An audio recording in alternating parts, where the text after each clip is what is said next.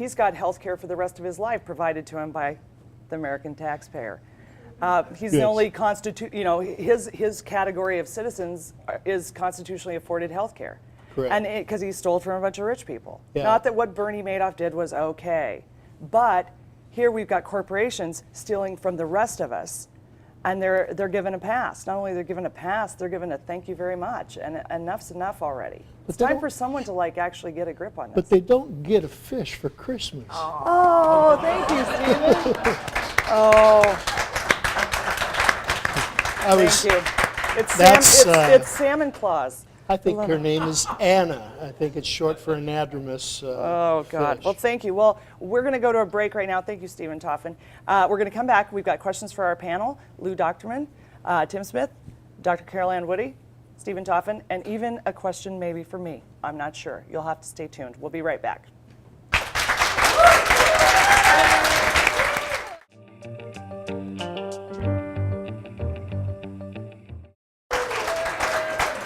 Oh, come on. All right, welcome back. I'm Shannyn Moore. This is More Up North. And now is the time for Ask the Girl from Homer. And I have, my lifelines here. Actually, we have quite a few questions for our panel tonight, which is great because you're all very curious and interesting. I promise, even on TV.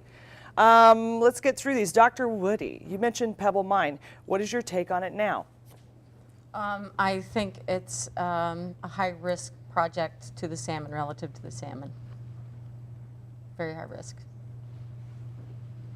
So it's a no. You're totally no. Yeah, that's fair. This is open for you guys because I can't answer this. Can you tell us about the king crab hatching restocking efforts in Seward? Yeah, I can. I can. Can you? I brought the females back. They Woo! provided those female to hatch the eggs. You For did. the last, not this year, but for 2 years in a row. So do you know if it's working? They're making it happen. They're making it happen. Yeah, Hot first time ever, really. crabby love. Yeah. Seward, Alaska. Those are my girls. Those are your girls. Oh, Mr. Dochtermann, thank you so much for all you do for the. No, that's great. The only issue I think that I would bring up to that is the ocean acidification is going to make it. The acidification is changing in our waters so quickly that it's anything with that's a crustacean, which, if you read the Old Testament, is an abomination. It's going to be very difficult for them to have thick shells, as it were. What was the Bering Sea Chinook bycatch this year? Tim, you got that? This year, the numbers were low. I don't know the exact numbers. There were about 30,000, but the peak in 2007 was 122,000. 122,000 king Chinook salmon. This isn't like Chinook. just salmon bycatch. This is 122,000 king salmon. That's an extrapolated number. That's not even perfected. It could have been more. That's what the industry reports. Right. And we already know they don't report their taxes, right? Yeah. So And in 2005, there were over 700,000 other salmon, which is mostly chum salmon. this isn't pounds. This is individual fish. Individual fish. So how many salmon or Chinooks were taken on the Yukon last year? Oh, a minuscule number. It was very small. Thousands? Thousands, but a very small number. So, I mean, we're losing more to bycatch than we're able to catch for use. Okay, Yes. well, that seems wrong on a lot of levels. What role has Ben Stevens and Trevor McCabe played in the rape, pillage, and plunder of Alaskan fisheries? Would you like to take that question? Because you just I'd love to take that question. Trevor McCabe pretty much gave the Japanese processors and Trident all the pollock, come and get it, have the processing rights, and a lot of them already own boats, so it might as well just gave them the ability to go harvest them also. And Ben helped through his father put some riders in an appropriations bill because Ted couldn't get it through Commerce Committee for Bering Sea king crab and Apelius to be privatized, rockfish pilot program for 52 vessels in Kodiak. And then Ben actually got his dad to give ADAC, well, I'll let you go to ADAC. Let me give him ADAC. Well, In 2002, ADAC was asking for a share of the crab, and we stopped that. I filed a suit against the federal government on process. They had lied about things in the federal land transfer bill. And so when it went into Ted Stevens' riders, it was only for the pollock. They gave ADAC a share of the pollock, and Ben Stevens, it turned out later, was a 25% secret partner in that corporation. So when you looked at the actual requirements there, the company that had invested from Seattle was supposed to construct about a $58 million plant, and then that pollock was supposed to go through there, and yet Ben only paid $450,000 on paper, about $50,000 I think in cash, and the rest of it was going to be a note. And every year they made money. A paper fish. He would get part of that money and be able to take that very same money and pay his loan back.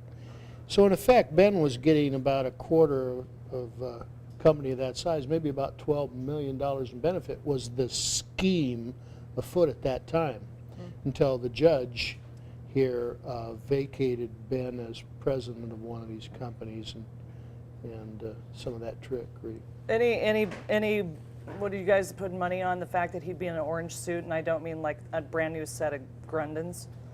Let's hope it's his last Christmas at home. Well, I know there's a lot of people that have been hurt by this. To Shawn, did Sarah Palin do anything good for fisheries while in office? Two things. Two things. We're giving credit where credit's due. She did. She put out that cookbook. When she first was elected, she went to the North Pacific Council and stopped the Gulf of Alaska rationalization of groundfish. And second, I think Steve's got this one better. Well, she promised she'd work on accountability and transparency with us, and she did. But one of the key things she did is she changed the voting structure on the North Pacific Council. It was noticeable there that there was always a 6-5 vote that favored the outside interest. And by replacing one Alaskan who tended to vote with other interest outside, now that vote system leans more Alaskan. We're seeing more and more good things happen for Alaska. And I think she appointed a good commissioner, Denby Lloyd, and on all those things that affect this council. Right. Well, good. Okay, so there were a couple things. Good deal. Okay, for Tim, quickly, this is I think our last question.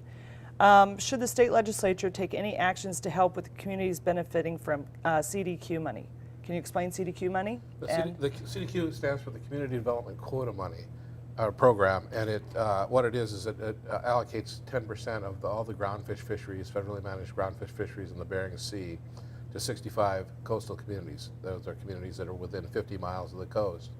And the idea was to develop fisheries-related economies in these villages that don't have them. They sit on the shore of the Bering Sea. They're impoverished, and they're what few commercial fisheries or fisheries they had are dying. And so the idea was to let those people in those villages take money from this allocation of fish to get them into to develop their economies. Well, it hasn't worked that way. It's developed the economies of Seattle and Anchorage a lot more than it's developed the economy of Imanak. So is it time for the state legislature to step in, maybe? Absolutely. The state was pretty much put out of an oversight role in 2006 by amendments to the Magnuson-Stevens Act, pushed through by Don Young. And the state just washed their hands of the CDQ program. They need to get back into it. It's too important to the communities to allow it to be taken away from us. Well, we'll see if we can't get someone to address that this year, in this legislative year coming up. Yes. I think it's time, definitely. Thank you so much. You've been a great panel. It's been lots of fun. And sadly, we can't fix all of the issues having to do with fisheries in one segment. In fact, we could do this every week for a while and not get through all of the layers. But I encourage people to, even if you don't like fish, you need to care about the people that catch them and the communities that support those people, and to show up. And there's lots of information out there. You can go to my website, shannonmore.com, and read some more about this. And so anyway, thank you so much. We'll be back next week. Thank you.